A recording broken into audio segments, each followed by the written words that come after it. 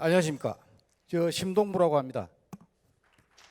사실은 오늘 여러분들 보시는 프로그램이나 강사 리스트에 저는 없습니다. 예. 이틀 전에 사실은 급하게 연락을 받아가지고 오늘 뭐 강연을 20분을 해야 된다 해서 급하게 저도 준비를 했는데 아마 저를 잘 모르실 겁니다. 그러니까 제가 상기시켜 드리면은 2017년 1월 24일 국회의원회관 로비에 전시됐던 박근혜 전 대통령 누드화를 제가 떼어내서 던진 혐의로 지금 재판을 받고 있습니다. 제가 오늘 강의할 주제하고 연결이 되는데요. 지금 대한민국은 사실 공산화 위기에 처해 있습니다. 거의 망할 지경에 처했다 입니다. 그리고 북한 핵 미사일 위기도 그대로 더 심해졌죠. 총체적으로 지금 위기에 처해 있는데 극복할 방법이 지금 안 보입니다. 그 해법을 가장 효과적이고 결정적인 해법을 여러분들한테 오늘 제가 제시하려고 합니다. 방법은 문재인의 위선의 옷과 김정은의 우상화 옷을 발가벗겨 가지고 광화문 광장에 효시하면 됩니다. 북한 해방을 하지 않고는 북한 핵 문제도 그다음 대한민국의 공산의 위기에서 절대 구할 수 없습니다. 모든 게 북한 김정은 집단으로부터 시작된 겁니다. 여러분 그거 아십니까? 제가 준비한 원고를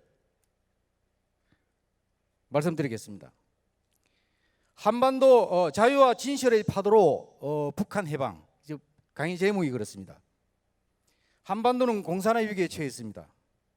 북한 비핵화를 위한 해법이 딜레마에 빠져 있는 가운데 대한민국과 한미 동맹이 위기에 처해 있습니다. 남북 및 미국 정상회담을 포함하여 수없는 대화 협상과 강도 높은 경제 제재에도 불구하고 북한 핵 미사일 위협이 감소되기는커녕 어제 SLBM을 쏘았죠. 올해 들어서 11번째로 쏘았는데 그러니까 핵, SLBM, ICBM 다 그냥 다 갖췄습니다. 북한이 질질 끄는 동안에 거짓말하는 동안에 하여튼 더 위협이 늘어났습니다. 대한민국 문재인 정권이 지향하는 목적이 다른 데 있었기 때문입니다. 연방제 통일을 염두에 두고 북한 공산 전체주의 세습 독재자인 김정은의 우리 대통령이 하수인이 되어가지고 한반도 비핵화라는 거짓 평화쇼로 국민과 동맹을 속이고 헌법 개정까지 시도하여 사회주의 체제 변혁을 추진해 왔음이 완전히 드러나고 있는데도 국민들과 동맹 미국은 그 정체와 위험성을 실감하지 못하고 있는 것으로 보입니다. 현재 대한민국 대통령은 여러분이 잘 아시다시피 공산주의 추종자입니다. 그 내막은 제가 설명 안 드리겠습니다. 그 다음에 지금 조국 이야기가 계속 나오는데 사회주의자를 법무부 장관으로 지금 임명을 했습니다. 그 많은 반대에도 불구하고. 그런데 영어로 법무부 장관을 The Minister of Justice라고 그랬습니까? Justice, 정의. 정의를 책임지는 사람을 가장 파렴치하고 불의를 저지른 사람을 정의부 장관으로 임명한 게 지금 대한민국입니다. 그리고 이게 사회주의자입니다. 아까 김진태 의원도 이야기했지만은 전향하지 않은 사회주의자를 공산주의자 대통령이 임명한 겁니다. 그러니까 공산의 위기에 지금 처하고 있는 겁니다. 그러니까 대한민국이 지금 현재 내라는 위기를 지금 치닫고 있습니다. 그건 내폭 상황입니다, 여러분. 아시겠습니까? 공공의 가치가 다 무너졌어요. 앞으로 자식들 교육을 어떻게 시킬 겁니까, 여러분? 자식들한테 거짓말 잘해라. 수단 방법 가리지 말고 출시해라. 그러면 다 정당화된다 이렇게 교육시킬 겁니까? 아니면 거짓말하지 마라 이렇게 교육시킬 겁니까? 지금 조국이 법무부 장관에 임명되는 그 순간부터 대한민국의 공공의 가치, 퍼블릭 트러스트가 다 신뢰가 다 무너진 겁니다, 여러분. 한마디로 지금 대한민국은 핵무장한 북한 공산주의 전체 전범 집단과의 내전에 대해서 종북 좌파 문재인 정권과 그 추종 세력에 맞선 자유애국 국민들 간의 처절한 내전과 같은 상황이 벌어지고 있습니다. 뿐만 아니라 김정은은 금년 3월 달에 우리 고영주 변호사님께 나와 계시습니다만은 고영주 변호사님께서 주축이 돼서 집단 살해죄, 인도의 반환죄, 지휘관 등의 직무 태만죄 등을 부한 죄로 국제행사재판소 관할 범죄 처벌 등에 관한 법률 위반 혐의로 이미 고발되어 있습니다. 그리고 문재인 대통령도 이혼지원 해가지고 그 시민단체 있지 않습니까? 이틀 전에 내란선동죄로 고발됐습니다. 대통령이. 그다음에 송영무 전 국방부 장관과 정경두 현 국방부 장관은 대한민국 소 예비역 장성단과 한변에서 공동으로 일반 이적죄로 고발했습니다. 그 아시죠, 여러분들? 대한민국 지금 그런 상황입니다. 예. 문재인 종북 좌파 정권의 숙주인 북한이 그러니까 뭐가 왜 핵개발했냐 문제의 본질을 제가 한번 짚어드리겠습니다. 북한군의 취약진과 핵미사일 위기의 본질적 원인입니다. 북한은 재래식 전쟁 수행 능력을 오래전에 이미 상실했습니다. 저는 해군 출신인데요. 1999년 6월 15일에 제1연평해전이 서해 연평도 남방 NLL 이남에서 벌어졌습니다. 북한군하고 휴전 이후에 첫 교전이 일어났는데 게임이 안 되는 겁니다. 게임이 안 됩니다. 그러니까 그때가 99년인데 제가 1980년에 무장 간접선을 칠흑각 같은 야간에 보이지도 않는데 자동화 장치로 해서 한 발에 격집시킨 적이 있습니다. 1980년, 그러니까 40년 전이 아닙니까? 그런데 지금 북한군이 대한민국 해군의 40년 수준도 안 된다 이렇게 보시면 됩니다.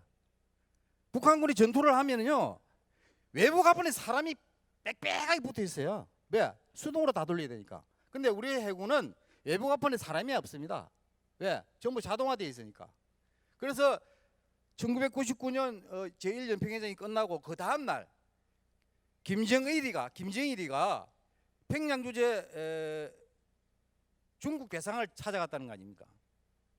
그걸 솔직히 이야기한 거야. 이번에 남조선하고 한번 붙어 보니까 아이 사람도 안 보이는데 폰은 우리를 따라오고 말이야. 정확하게 고발 사일로 오는데 도저히 당할 수가 없더라. 그래서 신형 함정 이런 거 좀 지원해달라 이렇게 요구했다는 거 아닙니까? 근데 지금 지상군도 말이에요. 북한 지상군들이요 정교전 그게 할 수가 없어요. 진주 공격할 수 없어요. 왜냐하면 북한이 전방에서 이렇게 전선을 돌파를 하려면 막 일단 포로 제압을 하지 않습니까? 포탄에 장약이 노후되어 가지고 3분의 1이 말이죠. 날아가 다 떨어져요. 그거 아십니까? 그 다음에 날아가 가지고 또 3분의 2가 날아갔는데 거기 또 3분의 1이 신간이 부실해 가지고요 터지지 않는답니다. 그러니까 제 사람은 한 10% 정도가 목표 지점을 해서 날아가는데 예? 중간에 또 떨어진다는 거예요. 그 자기들 그 진입에 가는데 그러니까 계산을 해보면은 0%입니다. 0%. 그러니까 북한군이 진지 돌파 능력이 0%라는 거예요.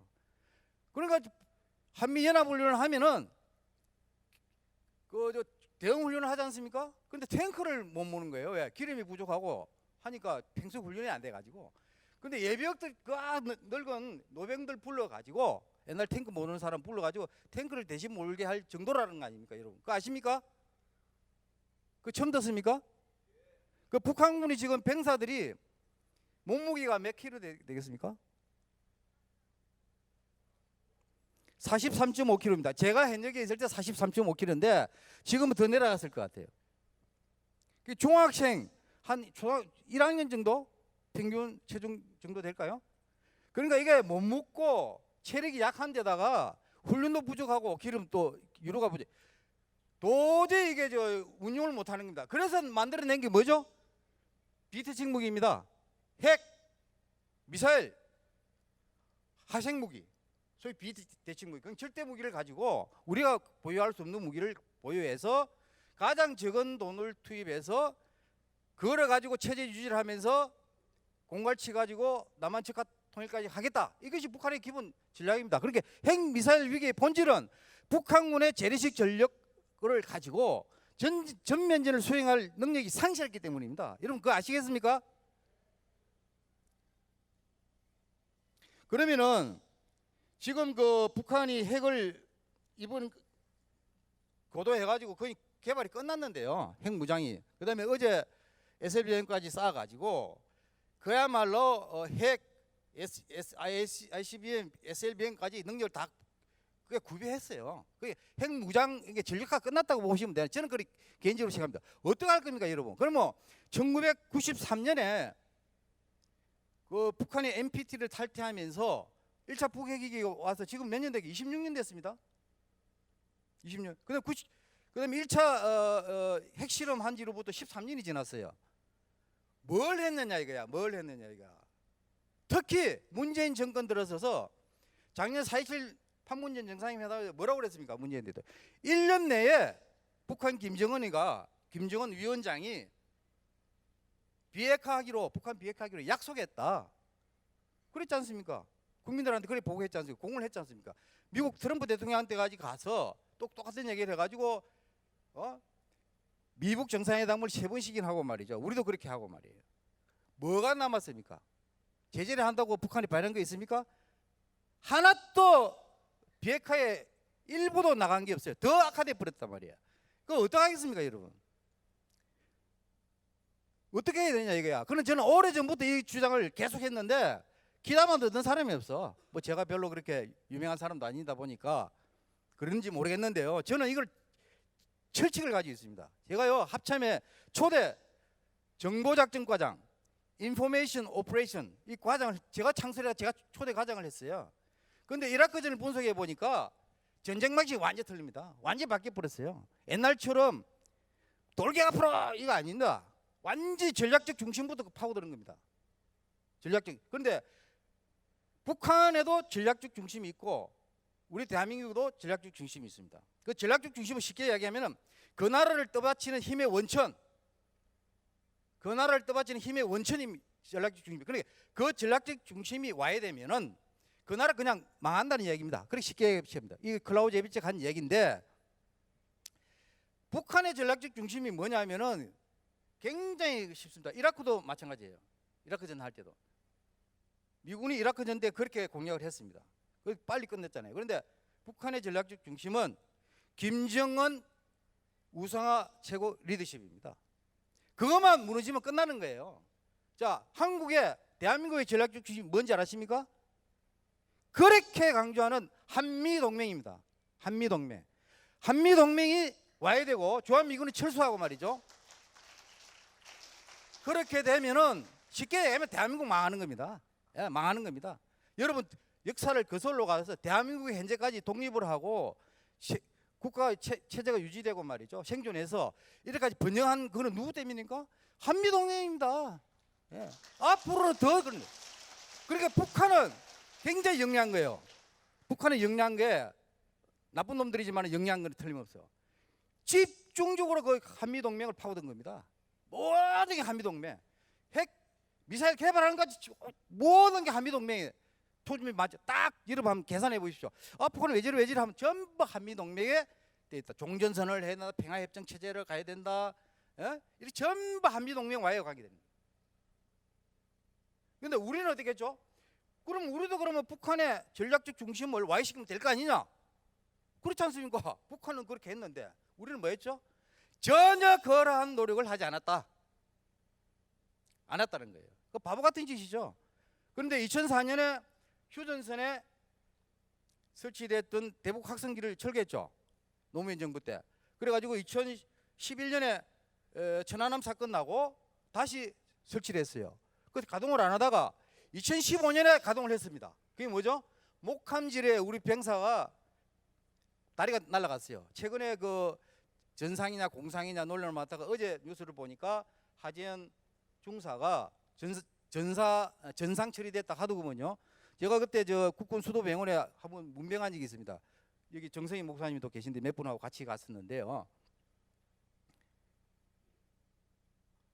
목함지뢰하고 우리가 한 게 아주 치명적인 그 보복을 하겠다 한 것이 휴전선 확성기 방송을 재개한 겁니다. 그게입니다. 그런데 북한이 어떻게 나왔습니까? 그냥 길을 쓰고 반대했습니다. 심지어는 포기하겠다고 그랬습니다. 그만큼 예민한 겁니다. 왜? 김정은 최고 리더십, 소위 북한의 전략적 중심에 치명적으로 영향을 주니까요. 당연히 반대하는 겁니다. 자, 그러면 여러분들 방법이 나와 있습니다. 지금 말이죠, 경제 제재 다 필요 없습니다. 다 풀어줘도 괜찮아요. 솔직히네. 예. 근데 풀면 안 되죠. 유지가 계속 압박을 하는데 병행해서 완전히 북한 김정은 최고 리더십을 겨냥해서 공세적으로 정보작전을 해야 됩니다. 그러니까 우리의 자유, 진실의 이 개념을 북한에다가 프로젝션 해야 됩니다. 투사해야 됩니다. 파도처럼 밀고 들어가야 됩니다. 자유의 방파자가 아니고 자유의 파도를 북한에다 밀어야 됩니다. 그래서 그렇게 해서 북한 주민들을 각성시켜야 북한 주민들을 각성시켜야만 김정은이가 겁을 먹습니다. 핵 미사일을 가지고 있음으로 해서 내가 이게 내가 벌거숭이 임금이 되겠구나. 내 우승화 리더십 자체가 박살이 내겠구나. 주민들이 다 알아버리구나. 내 말이 전혀 안 먹히겠구나. 내 영이 안 서겠구나. 아이고 권력 이거 유지 힘들겠다 하는 순간에요. 핵은 오히려 쥐가 권력을 유지하기 위해서, 그러니까 체제를 지키기 위해서 핵을 그렇게 어렵게 수십 년 동안 선대부터 했는데 의미가 없어요. 의미가. 자기가 뭐 주민들이 안 알아주는데 어떻게 할 겁니까, 여러분? 안 그렇습니까? 저는 이 방법을 꼭 해야 된답니다. 굉장히 이 제가 제시하는 이 방법은 돈이 안 듭니다. 피를 안 늘립니다. 쌍방에 피해가 없어요. 대북 풍선 날린다고 우리 저쪽에 피를 흘립니까? 파괴가 됩니까? 우리 쪽에 피해가 있습니까? 그렇지만은 그 대북 풍선 안에 들어있는 그 자유와 진실에, 즉 북한 주민들이 각성이 되면요, 어마어마한 위협이 되는 겁니다. 그런데 그거를 지금 역대 정부가, 특히 지금 문재인 정권은 대북 풍선 못 날리게 합니다. 지금 박상학 대표도 제가 잘 아는데 그냥 어디 숨어 다니면서 풍선 그렇게 겨우겨우 날리는 겁니다. 어제도 날렸다고 그러더군요. 태풍이 오니까 태풍 바람. 그 정도. 그런데 이거 그렇게 하면 안 됩니다. 이 정부가 적극적으로 지원해 줘야 되고요. 지금 문재인 정부에서는 그걸 할 리가 없지만은 계속 압력을 내야 됩니다. 그리고 반드시 이 정권을 바꿔가지고 북한 해방을 위한 소위 자유와 진실의 파도가 넘어가도록 그 투사 작전을 적극적으로 전개해야 됩니다. 그러면은 북한 핵 문제도 자연히 해결될 수 있습니다. 지금 자유와 진실의 파도가 북한으로 넘어가면은 북한 체제 붕괴됩니다. 반드시 붕괴됩니다. 그리고 김정은이는요, 두 가지밖에 길이 없어요. 북한 주민들이 들고 일어나면은, 일단 들고 일어나지 않더라도 주민들이 김정은이가 얼마나 엉터리인가를 다 각성하는 순간에요. 김정은이가 할 수가 없어요. 망명하든지 항복하든지 두 개밖에 안 합니다. 망명을 하든지 아니면은 핵 미사일 다 포기하고 미국 실어 가든 뭘 하든 손들게 돼 있습니다. 근데 그 방법을 안 한다는 게 문제가 있다니까요. 근데 사실은 이라크전 때 제가 한 가지 예를 들면은, 이라크전 개전 전에 미국은요, 이라크군 장군들한테 메시지를 다 보냈어요. 야, 너 빨리 좋은 말 할 때 항복해라. 곧 너 망한다. 계속 매일 오니까 처음으로 일하다가 계속 오니까 이게 신화가 된 거죠. 그러니까 이라크군이 저항다운 저항을 제가 알기로는 거의 못했습니다. 그러니까 이미 저항 의지를 개전 전에 이미 다 말살시켜놓고 들어간 것다고 저는 그렇게 판단합니다. 제가 그때 분석을 한 적이 있는데요. 그런 식입니다. 그러니까 이라크의 전략적 중심이 후세인 최고 리더십에 있거든요. 오로지 후세인 거기만 공략해서 거의 피를 많이 흘리지 않고 이라크 순식간에 이라크 전쟁이 끝난 겁니다. 그러니까 이라크 자유조약전이. 그런데 우리는 왜 그런 걸 노력을 안 하느냐 이거죠. 그런데 마지막으로 정리하겠습니다. 북한 핵 위기가 생긴 지가 26년이 지났습니다. 전혀 해결 기미가 없습니다. 더 악화됐습니다. 미국은 1962년 쿠바 미사일 위기가 겪었습니다. 그런데 미사일군은 핵실험한 것도 아니고 소련에서 그 중거리 미사일을 갖다 놓은 겁니다. 그리고 미사일 기지를 건설하고 있는 것을 U2 정찰기가 공항에서 찍어가 처음 발견됐습니다. 발견된 후로부터 바로 케네디 대통령이 전쟁을 불사했습니다. 결전의 각오로 국민들을 다 무장시키고 일체 국민들이 거의 정하지 않았습니다. 따랐습니다. 그 힘을 가지고 압박을 해가지고 13일 만에 당시 후르시초프가 소련 공산당 서기장이 13일 만에 철수하기도 약속했습니다. 여러분 13일. 그리고 완전히 쿠바에 반입된 미사일을 전부 소련으로 다시 철수해 가져간 게 55일 만입니다. 55일 만에 쿠바 미사일 위기를 완전히 100% 끝내버렸어요. 근데 우리는 26년이 지나도 끝을 내기는 그냥 더 악화시키고 있습니다. 이거 누구 책임입니까? 잘못을 인정하는 사람이 있습니까? 문재인 대통령이 거짓말을 때 인정한 적 있습니까, 여러분? 이거 이렇게 가면 안 됩니다, 여러분. 그래서 저는 국민들이 결전의 의지로 무장하지 않고는 해결할 수 없다고 생각합니다. 결사항전, 지금 광화문에 수백만이 저는 모이고 가죠. 저도 광화문 가야 되는데 오늘 여기 왔는데요. 저 마누라가 대신 갔습니다. 거기에 처음으로 그것도. 근데 제가 마누라가 저보고 제가 지적을 많이 받아서요. 그 사건 함 치는 바람에 쓸데없는 짓을 했다고 가족한테 피고는 뭐 그런 생각을 하죠. 가족이 당연히. 그래서 미안하게 했었는데 오늘 제가 깜짝 놀랐어요. 자기 나갔다 이거야. 그런데 제가 주변에도 봐도 광화문 광장에 보통 일이 아닙니다. 그러니까 그 정도 결기를 가지고 국민이 단합해서 문재인 정권을 무너뜨리면 우리 희망이 있습니다. 얼마 안 남았습니다. 내년 4월 15일까지 반년만 여러분 파이팅 하십시오. 감사합니다.